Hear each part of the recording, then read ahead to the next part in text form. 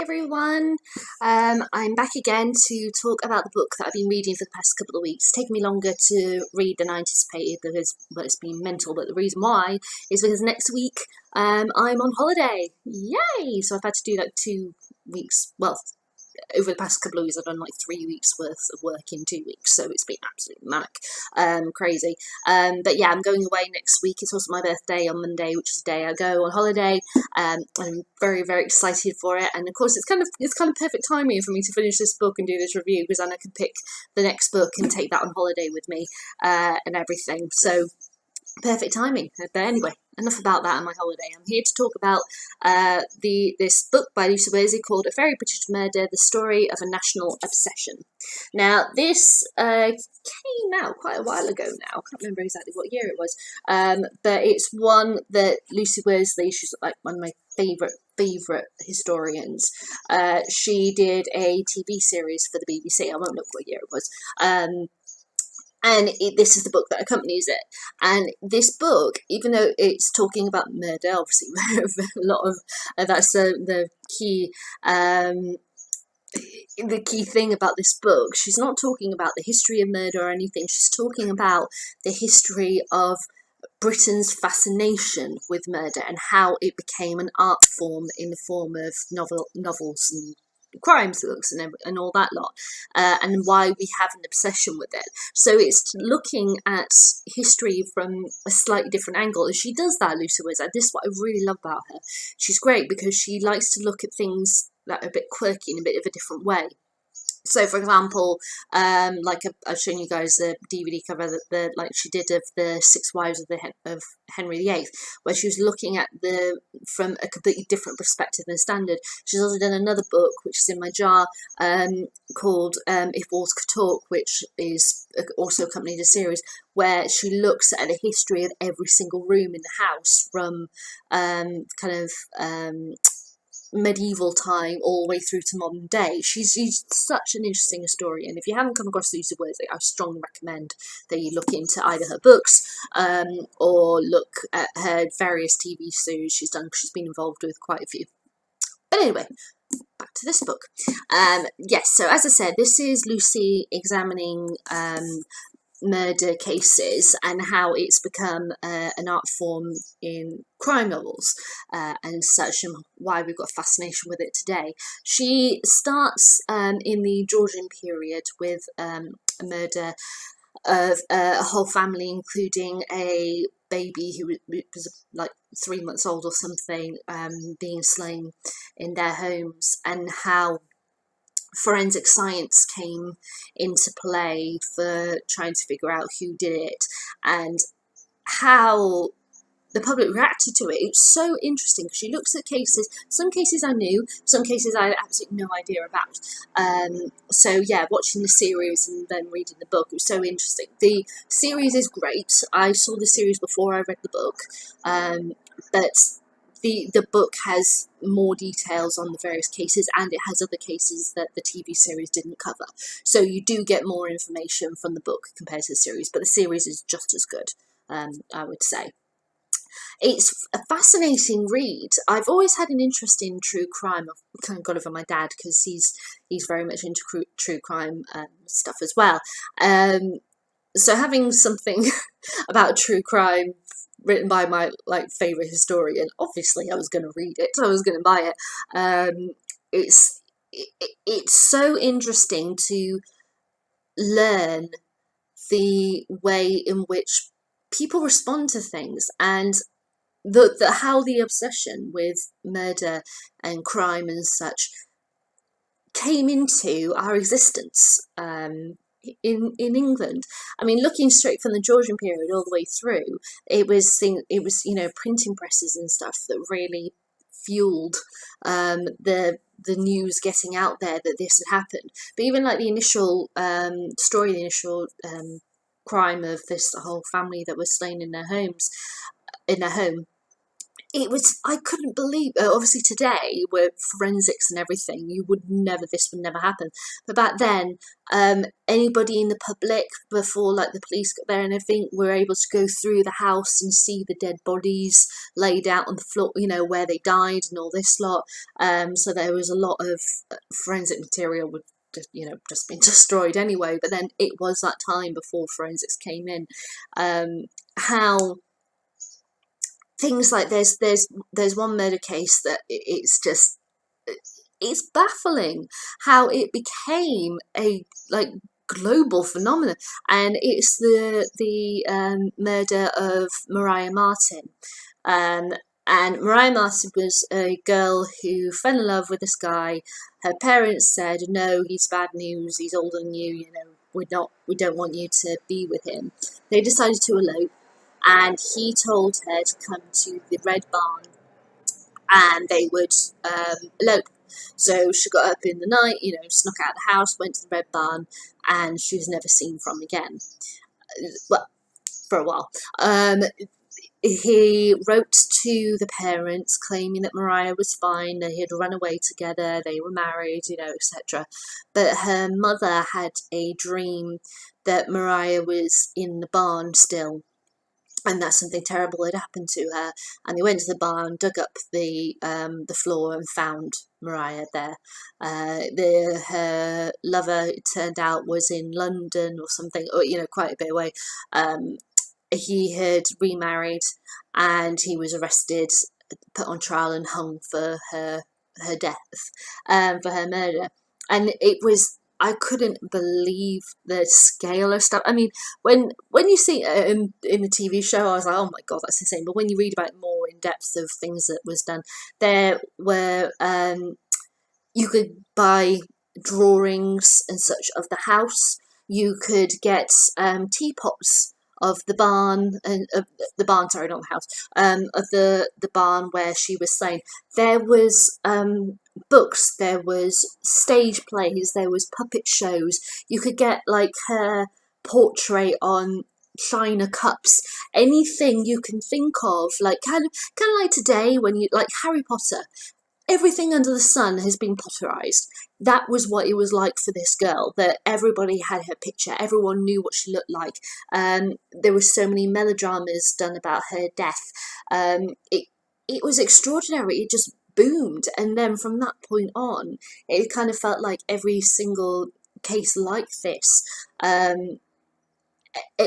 souvenirs like mad, like even like the public hangings of those who are sent to death for these murders. It was like, oh, a souvenir tent to get, to say that you were here when so and so got executed. It is extraordinary, the things that that people cashed in on for in relation to murders of people. It's just, God, it's insane. But then how that then fueled literature and the birth of like the Sherlock Holmes novels and Agatha Christie's writing and all that lot. It's so interesting, and it also, brings in various other people in history, like I'm just confirming it, Maria Manning. That's it.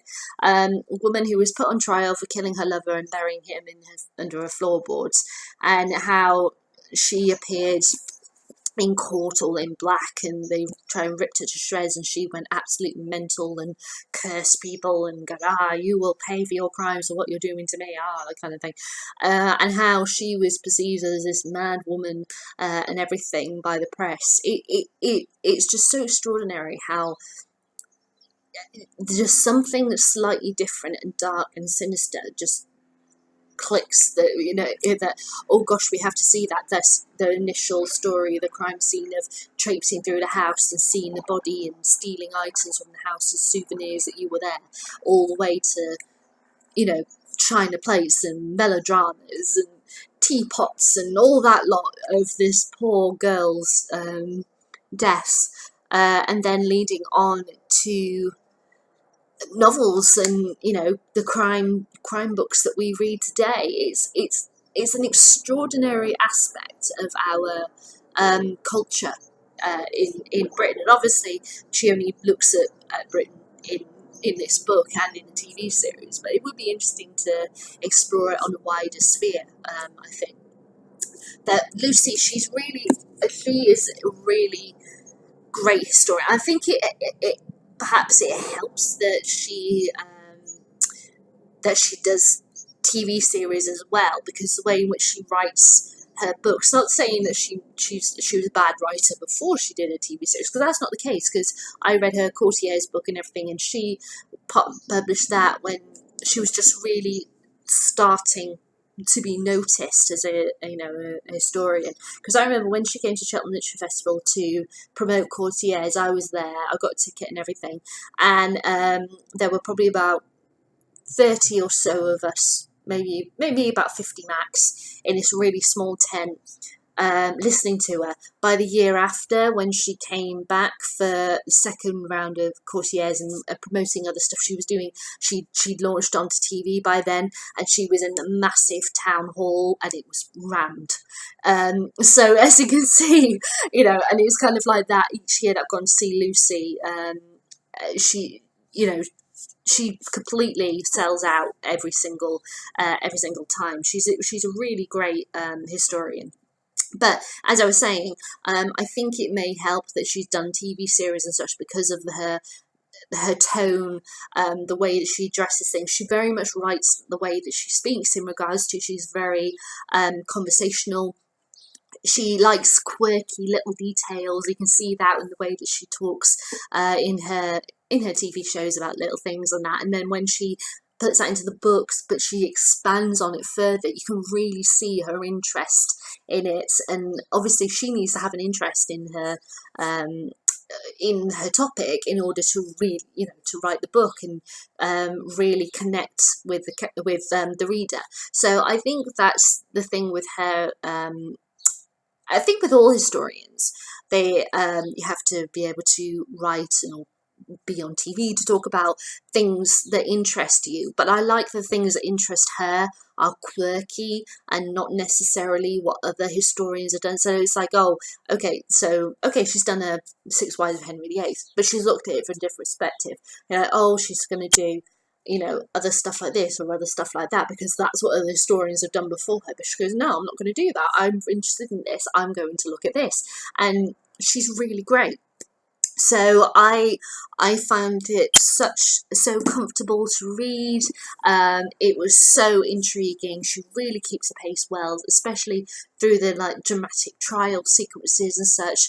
You're really intrigued to find out, if they got found guilty or not guilty, what happened to them, their various families and such, and how that links to us now. And it's very interesting looking, reflecting on how society felt in certain cases on who's to blame, and it makes you, I couldn't help but think as I think is that it's really great when this happens, when you read a history book, you realise, my God, how relevant the past is, and how history repeats itself. Kind of like in various cases, like, the Maria Martin or Maria Manning case and everything, how there were crowds and crowds of people going to the court every day. Oh, sorry, not the table. Going to the courts every day and all that lot. And it kind of made me think of some cases when the outcome might be riots and all that lot, kind of made me think of the Casey Anthony case in America, and the crowds and crowds of people and all that lot. How we do still have this obsession with crime that goes on, and with social media as it is now, stuff instantly, or in a very short space of time, and there's constant camera feeds and all this lot, so you're constantly immersed in cases and stuff like this. It's just, social media has heightened it to a new level where we can know about stuff that's going on all around the world, in a very short space of time, rather than this is just happening in my country right now, and I'm going to travel across the country to try and get in for this court for a day, that kind of thing.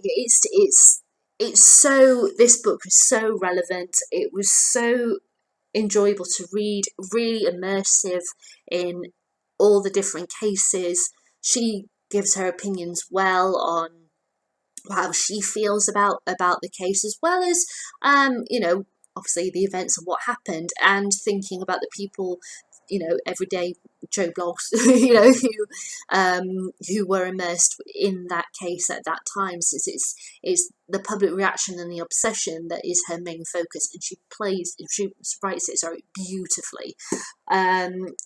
Yeah, as the Evening Standard says on cover, she lives and breathes English history, and she really does. You can see it in all of her other books, all of her other works. She loves English history in all different aspects of it, and she's a marvellous, marvellous historian. So I really strongly recommend any books by Lucy Worsley. But yeah, A Very British Murder is such an interesting book, and it's so enjoyable to read. Really, really kind of innovative, she's really gifted, and I strongly recommend Lucy Worsley. She's fantastic. So yeah, so that's what I thought of A Very British Murder, the story of a national obsession by Lucy Worsley. So yeah, I'm gonna finish there, guys. Have you read this book? I'd love to know if you have and what you thought. You can leave me a comment in the comments box below, or you can give me a thumbs up or a thumbs down. Entirely up to you. I'll let you decide. And I will be back shortly with the announcement of what the next book is I'll be reading. All right then, guys. Bye.